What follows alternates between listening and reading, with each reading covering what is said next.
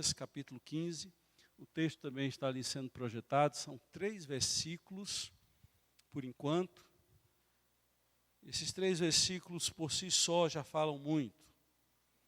Assentados como estamos, mas com o coração aberto para aprender e tomar providências em nossas vidas, é que vamos ler estes 3 versículos.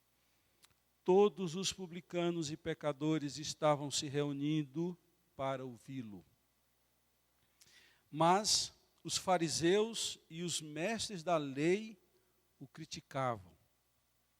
Este homem recebe pecadores e come com eles. Então Jesus lhes contou esta parábola. Até aqui, deixe sua Bíblia aberta, de preferência. Nós vamos voltar ao capítulo 15. Mas vamos pensar aqui em lições para as nossas vidas. Antes eu queria fazer uma introdução.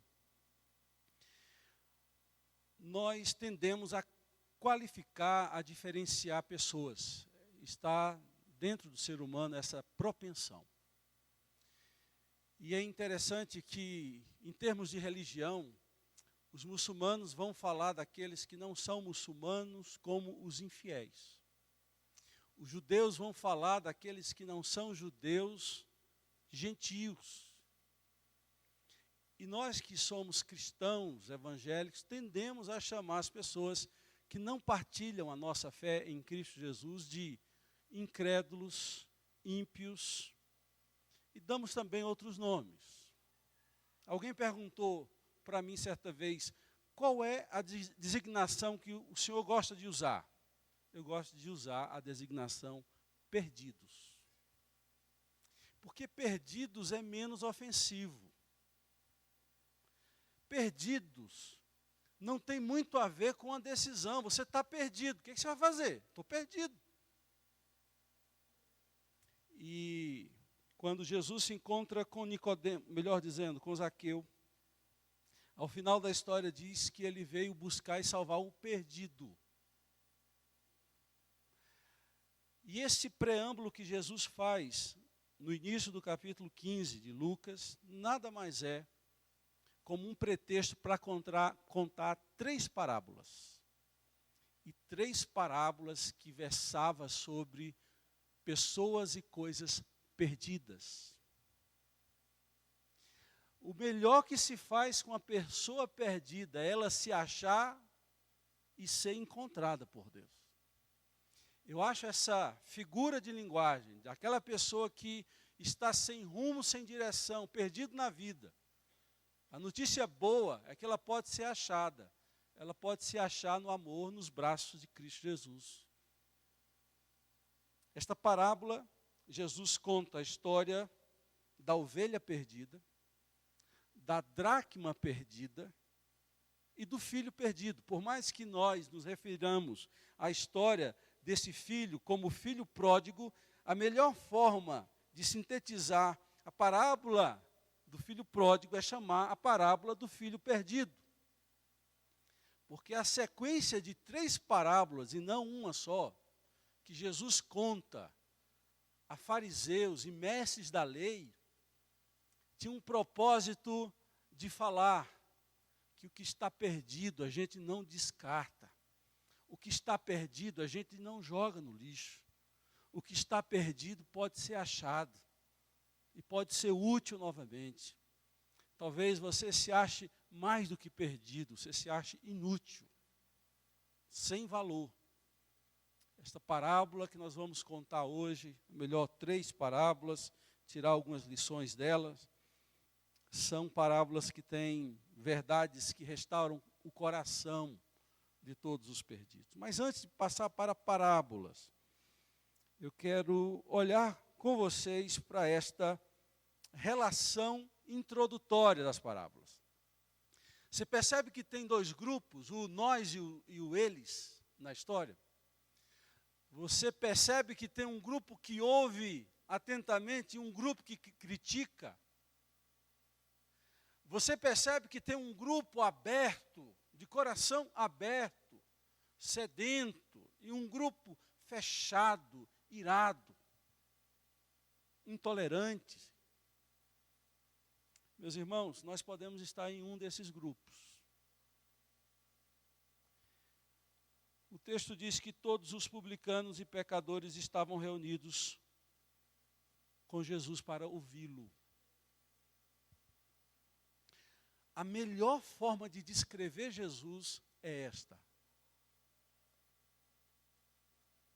Quem é que está junto de Jesus? Não são os mestres da lei. Não são os fariseus. Os fariseus significa aqueles que são separados, diferente de todos os homens mortais. Você tem ideia, havia em Israel, na época de Jesus, pouco mais do que 3.000 fariseus. Então o resto era resto. Então você vê um grupo de perdidos aos pés de Jesus ouvindo a ele. Não são os fariseus. Não são. Não são os mestres da lei que estão aos pés de Jesus.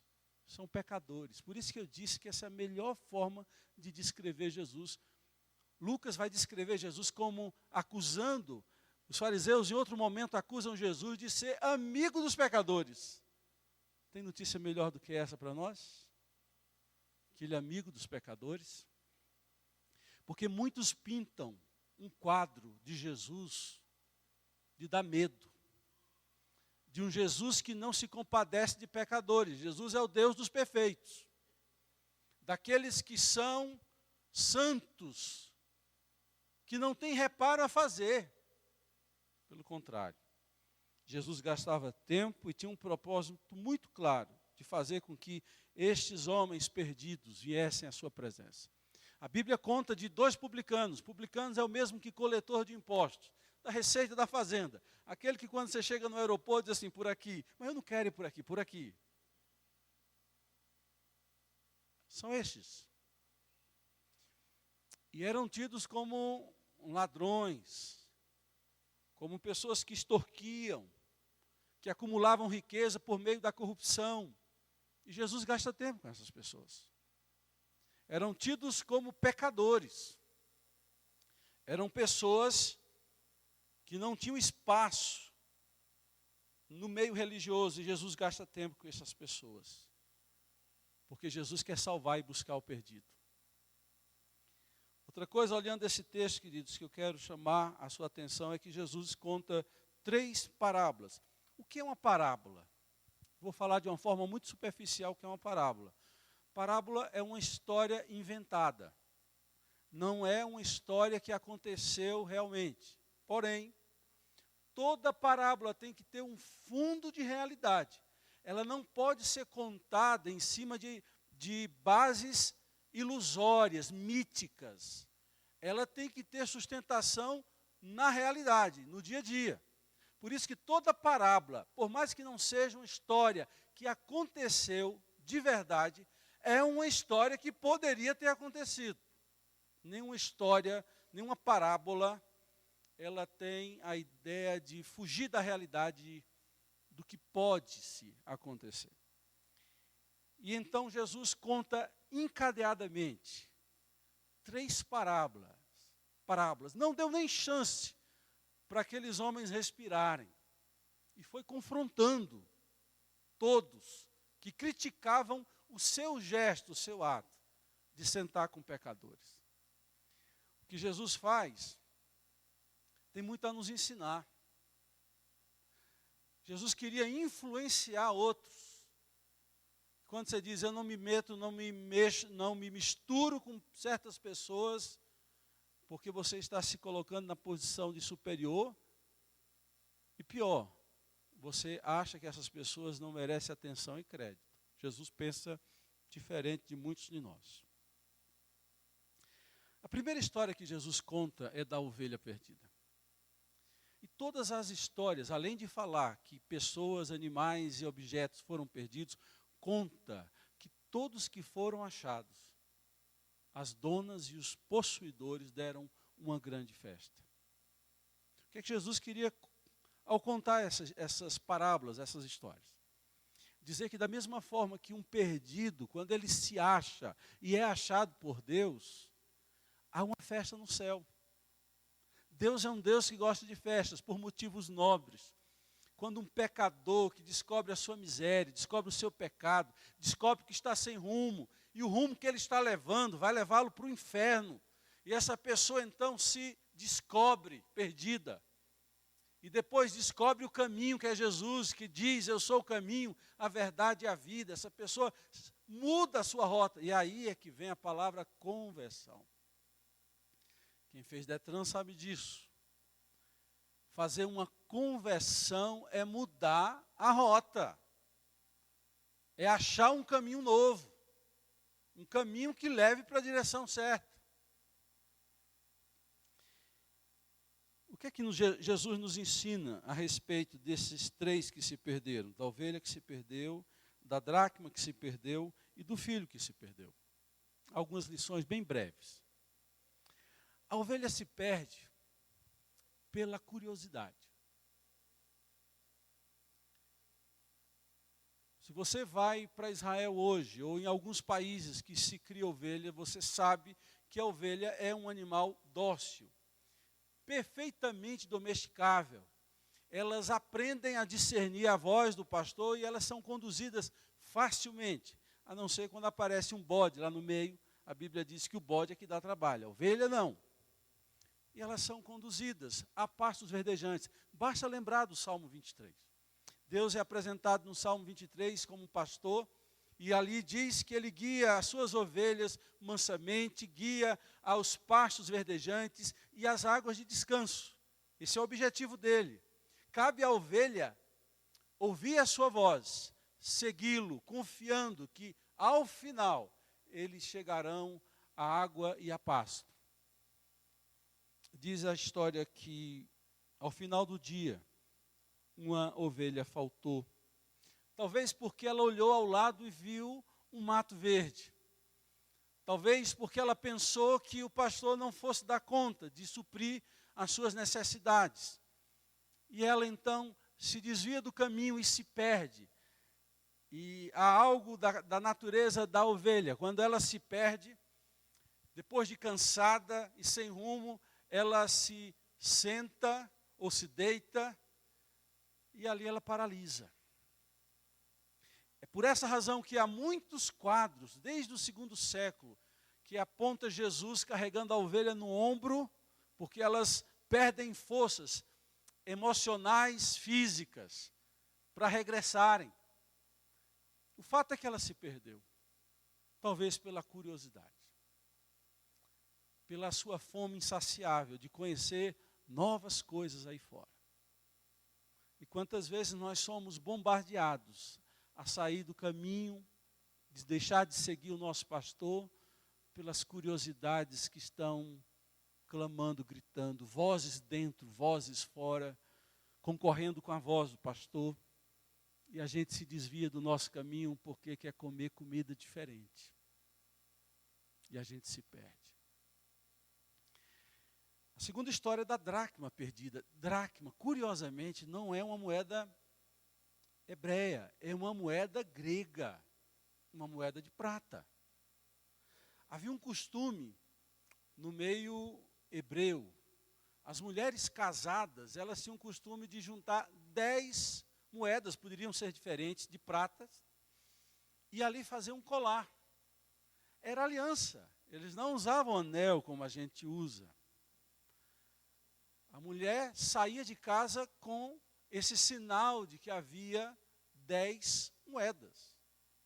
E a gente supõe que uma dessas moedas que se perdeu fazia parte desse colar que ela usava. Porque de alguma forma não tinha valor ali em Israel, era uma moeda grega. Até pouco tempo antes do euro, na Grécia, era a dracma que se usava, até recentemente. E essa mulher perde a sua dracma em casa, toma providências, pega um candelabro não, pega um candeeiro, e sai à procura da moeda que se perdeu. Há uma curiosidade nessa história, queridos. Muitas vezes nós, como ovelhas, a gente sai do caminho pela nossa curiosidade, vai buscar outra rota. É um tipo de se perder. É um tipo de perda. A perda dessa moeda aponta para uma perda mais, eu diria até mais perigosa. É quando a gente se perde dentro de casa. A gente está em casa, mas está perdido. Isso é dramático até. Porque dentro da casa de Deus, frequentando cultos, indo às escolas dominicais, CPPO, mas o coração está distante da casa. A nossa alegria, as nossas emoções já não correspondem com o ambiente. Aquilo que é dito bate no coração e vai embora, não entra. Há uma rebelião, uma obstinação no coração dentro de casa. Porque nós estamos perdidos dentro de casa. E aí nós perdemos o nosso valor por tudo que se perde, deixa de ter o valor de compra nominal. E é por isso que nós, mesmo dentro das igrejas, estamos olhando para nós mesmos tão inferiorizadamente, tão desqualificadamente, porque apesar de estar, nós não estamos. Mas ficamos dentro.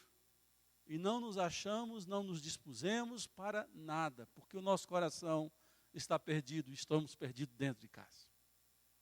Isso é dramático, irmãos. A terceira história conta, essa é a mais conhecida de todas, é uma história bela. E quando Jesus conta essa história, apesar de não ter acontecido, ele imagina a disposição de Deus como Pai, o que é que Ele tem de disposição para fazer ao nosso respeito, apesar das nossas ingratidões, apesar da nossa rebeldia. A história do filho perdido ou do filho pródigo é, para mim, a maior história de toda a Bíblia, porque fala muito do pai que perdeu, no pai que perdeu um filho. E há muitas formas de perder um filho. A gente não só perde um filho quando ele morre. A gente perde um filho emocionalmente. A gente perde filhos para drogas. A gente perde filhos para o mal. Há muitas formas de perder um filho. E este pai perde um filho. Quando o filho despede, ou, de alguma forma, hoje, muito comum, morra. Pede a herança antecipadamente. E gasta tudo que tem. E é interessante que, das 3 histórias, olha que coisa interessante, das 3 parábolas, as 2 primeiras, os donos acham o que perderam. O pastor vai atrás da ovelha e acha a ovelha e traz a ovelha de volta. A dona da dracma perdida pega o candeeiro, procura até achar. Ela acha. Mas quando chega a história do filho, é o filho que se acha. É o filho que se descobre perdido e volta para a casa do pai. Ele está cuidando de porco. Para nós que gostamos de uma carninha de porco, hoje mesmo a igreja, a gente fez uma feijoada aqui. Eu só acho que eu vou almoçar amanhã, de tanta comida. O judeu e o árabe também, eles não criam porcos nos seus territórios, nas suas terras.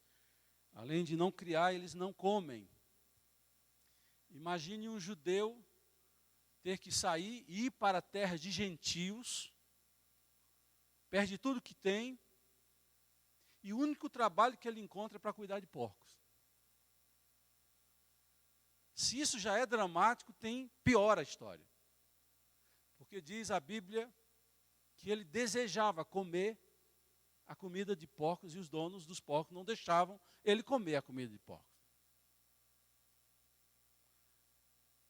Ainda bem que acontece com esse homem algo que pode acontecer com a gente, mas nós seres humanos fazemos o inverso.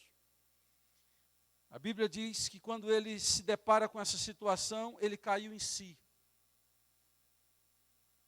Quem dera nós hoje caiamos em nós mesmos, olhemos para nós mesmos, vejamos a miséria que estamos, vejamos como estamos. Porque a nossa tendência, queridos, é cair nos outros. Ah, como é fácil cair nos outros. Como é fácil ver o defeito dos outros. Como é fácil apontar o dedo para os outros. Mas cair em si não é para todos. Cair em si é para arrependido. Cair em si é para quem quer arrependimento. Cair em si é ver a sua desgraça e não querer ver a desgraça dos outros. Caiu em si e fez uma oração. Antes ele fez outra constatação, ele disse, quantos na casa do meu pai tem comida de sobra e eu aqui querendo comer comida de porco? Voltarei para a casa do meu pai e direi, pai, pequei contra ti, já não sou digno de ser chamado teu filho, trata-me como um dos teus servos. É verdade, queridos, que o ideal é que a gente não sofresse. Ah, seria tão bom. Mas às vezes a gente só cai em si quando vem um sofrimento. Quando a gente vai cuidar de porcos. Quando a gente não tem nem comida de porcos. A pedagogia da dor faz parte. A gente pode fugir dela, se a gente obedece. Mas se ela vem, aprenda com a pedagogia da dor. Porque ela é fruto da sua escolha, das nossas escolhas. Ainda bem que ele se achou. E ele volta para a casa do pai. Qual é a atitude do pai? A atitude de pai, quem é pai sabe do que eu estou falando. É interessante. Esse sentimento, essa percepção da entrega que um pai faz para um filho, só quem é sabe. A despeito de tudo que ele enfrentou, de ver um filho ir embora, de um filho pedir herança antecipadamente, não querer mais saber dele, a Bíblia diz que diariamente ele olhava para o horizonte para saber se o filho estava voltando para casa. E não só isso. Ele guardava no coração a esperança de que o filho voltaria um dia. Por isso que ele mantinha um novilho cevado. Na NVI diz um novilho gordo. Cevar um animal é para uma festa, lá no interior. Quando ele estiver gordo, a gente faz a festa, mata, come. Havia uma esperança no coração daquele pai, de que um filho voltasse. E de que a festa acontecesse. Aí há um elemento comum às três histórias. Todas as três histórias, todas as três parábolas terminam com três festas. O pastor, quando recolhe as ovelhas, ele deve ter matado um boi, não matou uma ovelha para comemorar. Aquela mulher que achou a dracma perdida, convida as suas amigas, que estavam torcendo por ela, faz uma festa. Imagina uma festa, só tem mulher. Gente, é uma conversa que não para, é uma maravilha. E esse pai faz uma festa grandiosa para receber, dizendo, meu filho que estava morto reviveu. Deus quer dar uma festa. A festa de Deus é maior do que todas essas três festas mencionadas. Porque a Bíblia diz que há festa no céu quando um pecador se arrepende na terra. Jesus está sentado com você hoje. A Bíblia diz que ele é amigo de pecadores. Ele se senta com publicanos, ele se senta com pecadores, dá atenção, com um propósito único de promover arrependimento, recondução ao caminho certo, para que a gente se ache. Hoje é dia da gente se achar. Hoje é dia da gente voltar para o caminho como ovelha. Hoje é dia da gente se valorizar, porque você estava perdido, você estava sem valor. Você pode ter $1 milhão. Se esse $1 milhão estiver perdido, você não tem nada. Você pode estar perdido dentro de casa, aqui. E você precisa se achar hoje. Hoje é um dia de você se achar. Hoje é um dia de você dizer: Pai, pequei contra os céus e contra ti. Já não sou digno de ser chamado teu filho. A minha oração, o meu desejo é que a história de todos nós termine com a história da ovelha, da dracma e do filho perdido. Terminam achados e terminam em uma festa. Deus quer fazer uma festa para você. Não perca essa oportunidade. Abra o seu coração para se achar hoje. Você não veio só para ouvir uma palavra, você veio para ser confrontado com a palavra. Você veio para dizer: Senhor, estou de volta. Estou de volta.